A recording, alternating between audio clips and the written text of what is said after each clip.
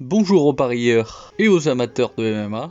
Bon, je ne sais pas si vous avez vu, Pereira est accusé d'agression sexuelle par 2 femmes.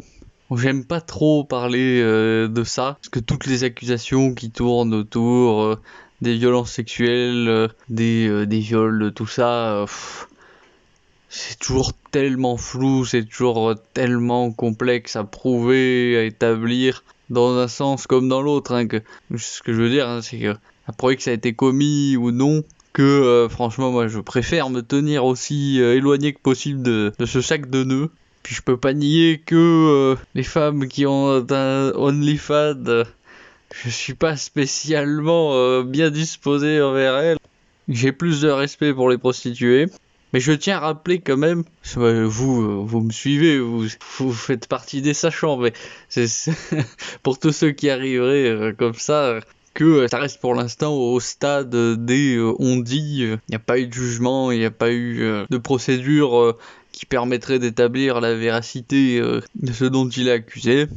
Nous verrons bien, mais c'est quand même pénible d'avoir aussi régulièrement des controverses dans le monde du MMA. Bah enfin, que voulez-vous? Mais sur ce, passons au combat. Mariscal, il fait 1m70 pour 175 cm d'allonge. Il switch bien de pied d'appui droitier à pied d'appui gaucher et inversement. Et une garde mount qu'il maintient correctement. Mais du point de vue de la réactivité, c'est pas vraiment ça. Il a du mal à esquiver les jabs et les crosses. Debout sur l'offensive, il a le même problème que Jackson. C'est le manque d'explosivité.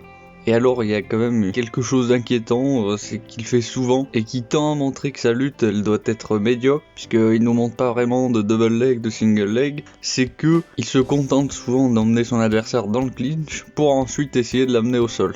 Aussi, Jackson il ne devrait pas avoir de difficulté à l'empêcher de l'emmener au sol. Son jiu-jitsu il semble meilleur que sa lutte, mais là aussi rien de bien exceptionnel. Jackson il fait 1m80 pour 180 cm d'allonge. Il est en pied d'appui droitier, il est mobile, mais il fait de trop grands pas, alors que l'idéal debout c'est de faire de petits pas. D'ailleurs à cause de cette tendance, il finit souvent à être trop bas sur ses appuis, trop loin de son adversaire ou trop proche. Voilà, il contrôle moins bien la distance qu'un combattant qui ferait de petits pas.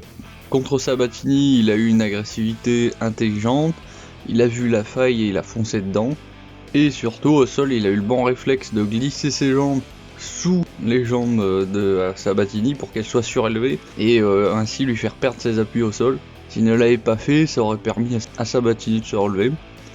Debout il garde bien ses mains sous son menton, il a les coudes bien collés au flanc, mais pour autant, s'il a un bon niveau sur l'aspect technique, de façon globale debout, malheureusement pour lui il manque de vitesse dans l'exécution de ses attaques.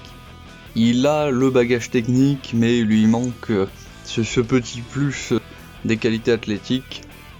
Bon là on se retrouve avec un co-main entre deux combattants qui sont hors du top 15 et qui méritent de ne pas y rentrer. Même si c'est triste pour eux parce que globalement ils font ce qu'il faut techniquement. Ils sont tenaces, mais là on se retrouve avec une vraie carence athlétique chez l'un comme l'autre.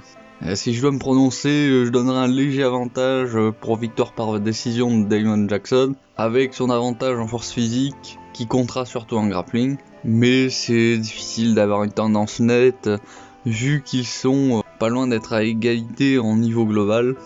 Maintenant, regardons les côtes, 2,65 Jackson et 1,40 Chepe. J'aimerais percer le mystère de ce choix. Si c'est parce que Jackson il a pris 2 KO en 4 ans, c'était contre Topuria et Ige, dont l'un est champion très légitime de sa catégorie actuellement, et l'autre reste toujours dans le top 15, top 10. Alors bon, de son côté, Chepe qui a affronté des combattants très moyens, à peine rentrés dans l'UFC, et qui sont promis à une éjection rapide, il a clairement pas eu le niveau d'adversité de Jackson. C'est pas pour plomber Charrière, mais au mieux il sera numéro 15 ou numéro 12. Il pourra pas espérer beaucoup plus que ça. Et il se trouve que Mariscal, il a péniblement gagné par décision partagée contre lui. Autant dire que les juges ils auraient pu donner le combat à Charrière. Les rageux, ne prenez pas les choses trop à cœur. Vous savez, sur YouTube, vous n'assistez pas des cours magistraux en ingénierie. Si c'est ça que vous voulez, inscrivez-vous dans des prépas, hein, et ne me cassez pas les couilles. À tous les autres, dites-moi ce que vous pensez de tout ça en commentaire, et je vous retrouve pour la prochaine carte de l'UFC. Ici, rien qu'ici, on récolte la moitié du sel français. Et il est bon, hein.